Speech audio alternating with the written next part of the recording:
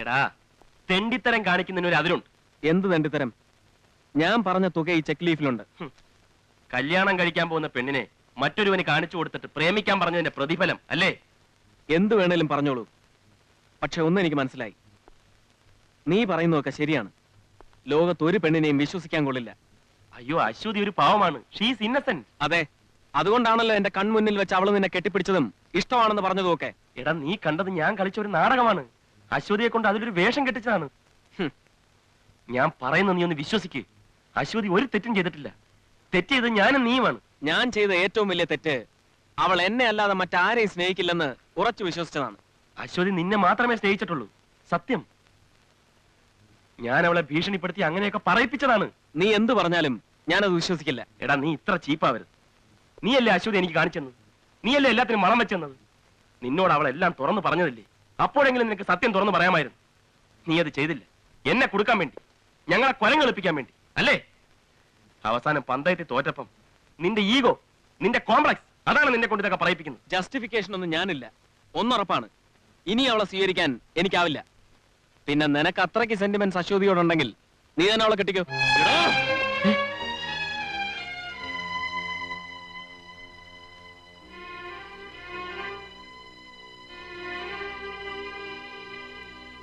ഞാൻ നിന്റെ കാല് പിടിക്കാം. പ്ലീസ്, ഞാൻ പറയുന്ന ഒന്ന് വിശ്വസിക്ക്. ഇല്ല, പ്ലീസ്, ഞാൻ പറയുന്ന ഒന്ന് കേൾക്കടാ. രവി, പ്ലീസ്. വിടറാ. എടാ വിടാൻ. എനിക്ക് പറയാനുള്ളത് മുഴുവൻ നീ കേൾക്കണം. ഞാൻ കേൾപ്പിക്കും. വിടറാ. തല്ലി ചാട രണ്ടും. നിനക്ക് കുറെ കൂടെ പക്വതയുണ്ടെന്നാണ് ഞാൻ കരുതിയത്. ഭാര്യയാകാൻ പോകുന്ന പെണ്ണിനെ നീയല്ലേ അവനെ കാട്ടിക്കൊടുത്തത്. നേരം പോക്കിന് വേണ്ടി കളിച്ചൊരു കളിയായിട്ട് ഞാനിത് കരുതിയുള്ളൂ. പക്ഷെ നീ കളിച്ചത് വേറെന്തോ കണക്കൂട്ടിലൂടെയാണ്. ഇനി പറടാ, ഇവൻ എന്ത് തെറ്റാ ചെയ്തത്? ഇനി യഥാർത്ഥത്തിൽ അശ്വതി ഇവനെ സ്നേഹിച്ചെങ്കിൽ തന്നെ അതും നിന്റെ കുറ്റം കൊണ്ടാണ്. രവി, നമ്മൾ വഴക്കടിച്ചിട്ടുണ്ട്, അടി കൂടിയിട്ടുണ്ട്. പക്ഷെ അന്നൊന്നും ആർക്കും ഒരു പോറൽ പോലും ഏറ്റിട്ടില്ല. ഇത്രയും നാൾ നമ്മളിവിടെ കളിച്ചും ചിരിച്ചും കഴിഞ്ഞു.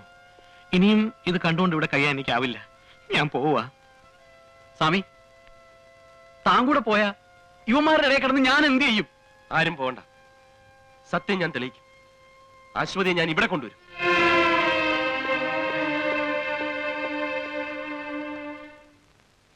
ഇല്ല, ഞാൻ വരില്ല. എല്ലാരും കൂടി തമാശ കളിച്ച് തകർത്തത് എന്റെ ജീവിതമാണ്. ഇപ്പൊ തൃപ്തിയായില്ലേ? പഞ്ചായത്ത് ജയിച്ചില്ലേ? കൂട്ടുകാരുടെ മുന്നിൽ ഹീറോ ഇല്ലേ? തെറ്റെന്റേതാണ്, സമ്മതിച്ചു. എല്ലാം തുടങ്ങി വെച്ച ഞാൻ തന്നെ ഇത് അവസാനിപ്പിക്കാം. ഒന്നും അറിഞ്ഞോണ്ടായിരുന്നില്ല. അശ്വതി എന്നോടൊപ്പം ഒന്ന് വന്നാ മതി.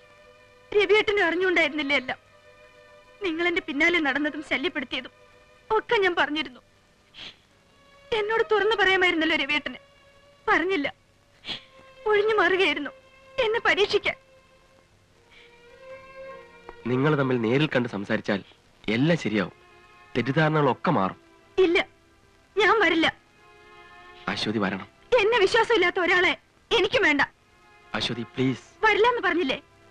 രവിയേട്ടനോട് പറയണം അശ്വതി കാണാൻ വേണ്ടി ഇനി ഇങ്ങോട്ട് വരണ്ടെന്ന്. ഇത് പറയാൻ വേണ്ടി നിങ്ങളും.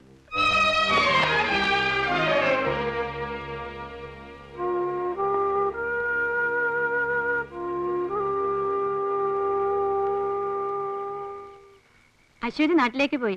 എപ്പോ? 1 മണിക്കൂറായി. ഞാൻ വരട്ടെ.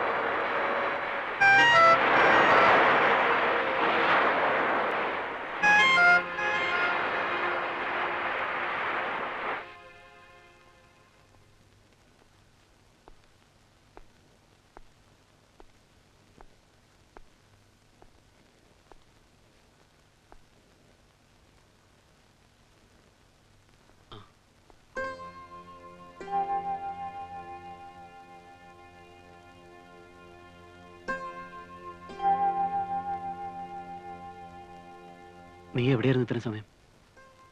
ഊണ് കഴിക്കണ്ടേ? ആരും ഇല്ലാത്തതുകൊണ്ട് ഞാനൊന്നും വെച്ചില്ല. നമുക്ക് പുറത്തുനിന്ന് കഴിക്കല്ലേ? വേണ്ട, ഞാൻ കഴിച്ചു. പവി, എന്റെ വിവാഹം ഉറപ്പിച്ചു. വിവാഹം? ആരുമായിട്ട്? പവിത്ര, തമാശയായിട്ടാണ് തുടങ്ങിയെങ്കിലും റോസ്മേരിയുമായിട്ട് കൂടുതൽ അടുത്തപ്പോൾ ഞാനൊരു കാര്യം തീരുമാനിച്ചു. ഈ കളിതമാശയ്ക്ക് ഒരർത്ഥമുണ്ടാവണം. അതിത്ര പെട്ടെന്നാവുമെന്ന് ഞാൻ കരുതിയില്ല. ഒരുപക്ഷെ എന്റെ വിവാഹം നടന്നാൽ രവിയുടെ സംശയം മാറും. അങ്ങനെയെങ്കിലും അവർ തമ്മിൽ ഒന്നിക്കുമെങ്കിൽ ഇനി എനിക്ക് ചെയ്യാൻ ഇതേ ഒരു മാർഗമുള്ളൂ. മാത്യു, ഞായറാഴ്ച എന്റെ കല്യാണമാണ്. നിങ്ങൾ എല്ലാവരും വരണം. രവി എവിടെ? രവി രാവിലെ പുറത്തു പോയതാ. നിങ്ങൾ രണ്ടുപേരും കൂടി രവിയെയും അശ്വതിയും പറഞ്ഞ് മനസ്സിലാക്കണം. അവരോടും കല്യാണത്തിന് വരാൻ പറയണം. ഞാൻ വരട്ടെ.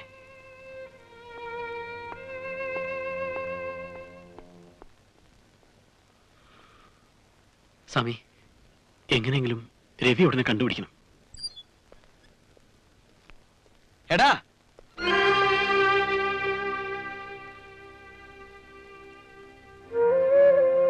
നീ ഒരുത്തം കാരണം എന്റെ ജീവിതം നശിച്ചു. നിനക്ക് തൃപ്തിയായില്ലേ? ഞാൻ എന്ത് ചെയ്തു? അവള് പോയി, എന്നെയും കളഞ്ഞിട്ട് പോയി. നീ ഒരുത്തം കാരണം അവളുടെ മനസ്സ് മാറിയത്. ചേട്ടാ, ഞാനൊരു ബ്രാഹ്മണനാടാ, നീ ഓർത്തോ?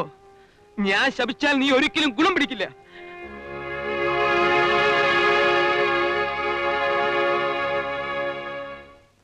രവിയേട്ടൻ പറഞ്ഞു വരുന്നത് എന്താണെന്ന് എനിക്ക് മനസ്സിലായി.